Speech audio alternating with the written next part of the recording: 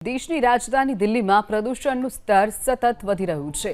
દિલ્હીની હવા અતિ ઝેરીલી બની ચૂકી છે। અહીં શ્વાસ લેતા જ બીમાર પડવાનું નક્કી છે।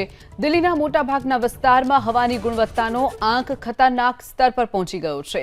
તો દિલ્હીના ગાઝીપુરમાં એર ક્વોલિટી ઇન્ડેક્સ 491 પર પહોંચ્યો છે, તો આનંદ વિહારમાં AQI 450 પર પહોંચ્યો છે।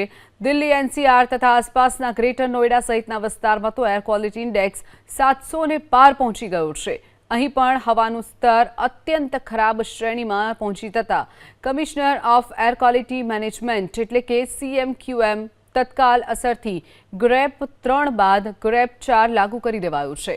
ગ્રેપ 4 લાગુ થતાં જ નિયમોમાં જબરજસ્ત ફેરફાર કરાયા છે। સ્કૂલ અને ઓફિસો માટે નિયમો વધુ કડક કરવામાં આવ્યા છે।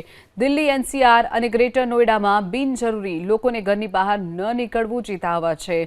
તો બાળકો, વૃદ્ધો અને અસ્થમા તથા શ્વાસની બીમારીથી પીડિત લોકોને સાવચેત રહેવું પણ આવશ્યક છે।